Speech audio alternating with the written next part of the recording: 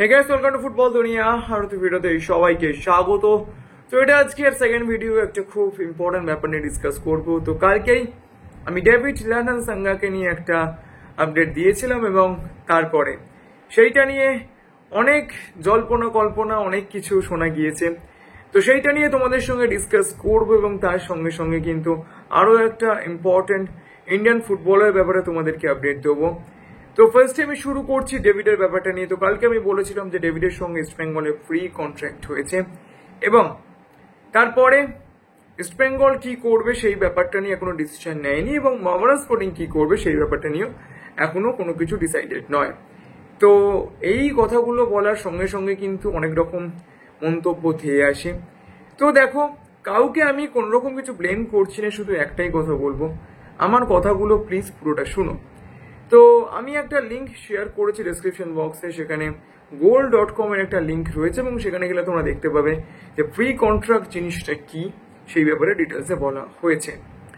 তো pre contract ব্যাপারটা হচ্ছে কোনো ফুটবলার যদি তার এক্সিস্টিং ক্লাবের সঙ্গে লাস্ট 6 মান্থসের কন্ট্রাক্টে থাকেন তাহলে তিনি সেই ক্লাবের থেকে কনসেন্ট নিয়ে অন্য কোনো ক্লাবের সঙ্গে কথাবার্তা বলতে পারেন এবং সেই প্রি কন্ট্রাক্টে বেশ কিছু টার্মস অ্যান্ড কন্ডিশনস থাকে।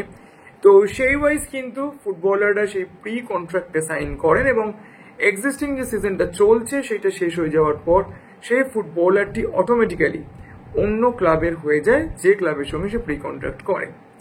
এখানে কোনো সন্দেহ নেই, আমিও ঠিক একই কথাই বলেছি। কিন্তু ব্যাপারটা হচ্ছে প্রি কন্ট্রাক্ট সাইন করানোর পরেও কিন্তু বেশ কিছু মিউচুয়াল টার্মস অ্যান্ড কন্ডিশনস থাকে। যখন ডেভিডের সঙ্গে ইস্টবেঙ্গলের প্রি কন্ট্রাক্ট সাইন হয় তখন কিন্তু ইস্টবেঙ্গলের যিনি রিক্রুটিং টিমের সিটিও ছিলেন তিনি অন্য আরেকজন ছিলেন। এখন ইস্টবেঙ্গলের রিক্রুটিং টিম যেরকম ভাবে কাজ করছে সেই রকম ভাবে কিন্তু আগে ইমাম ইস্টবেঙ্গল ম্যানেজমেন্ট কাজ করছিল না এবং তখন যেরকম পয়েন্ট অফ ভিউ ছিল টিম বিল্ডিং নিয়ে সেইটার থেকে কিন্তু পয়েন্ট অফ ভিউ কিছুটা হলেও চেঞ্জ হয়েছে।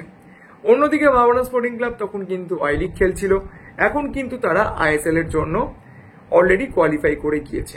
এইবার কোশ্চেনটা হচ্ছে যে ডেভিড যদি ইস্টবেঙ্গলে আসে তাহলে তিনি কতটা ম্যাচ টাইম পাবেন, সেইটা একটা খুব ইম্পর্টেন্ট ফ্যাক্টর। এবং তার সঙ্গে সঙ্গে ইস্টবেঙ্গল কি তার থেকেও এক্সপিরিয়েন্সড কোনো ইন্ডিয়ান স্ট্রাইকারকে এর মধ্যে সাইন করাতে পারবে, বা মোহামেডান স্পোর্টিং এর সঙ্গে ইস্টবেঙ্গল ক্লাব কি মিউচুয়ালি এই ব্যাপারটা নিয়ে কোনো একটা জায়গাতে যেতে পারবে। এই এতগুলো ফ্যাক্টরস কিন্তু কাজ করছে। ডেভিডের মতো একজন যথেষ্ট ট্যালেন্টেড প্রসপেক্ট তিনি কোনো একটা টিমে এসে রিজার্ভ বেঞ্চে বসে থাকবেন এরকমটা কিন্তু কেউ চাইবে না। তো ইস্টবেঙ্গল যদি ডেভিডের থেকেও আরও এক্সপিরিয়েন্সড কোনো ফুটবলারকে সাইন করাতে পারে তো সেক্ষেত্রে ডেভিডকে মোহামেডান স্পোর্টিং এর জন্য ছেড়ে দেওয়াটাই বেটার হবে, তার কারণ সেখানে গেলে তিনি যথেষ্ট ম্যাচ টাইম পাবেন। তো এই ব্যাপারটা অবশ্যই সেখানে ভাবনা চিন্তা করে দেখা হতে পারে। বা অন্যদিকে মোহামেডান স্পোর্টিং ক্লাব হয়তো ইস্টবেঙ্গলের সঙ্গে কোনো একটা মিউচুয়াল কথাবার্তায় গিয়ে পৌঁছালো ডেভিডের সঙ্গে, ইস্টবেঙ্গল অলরেডি একটা ভালো টিম করে ফেলেছে।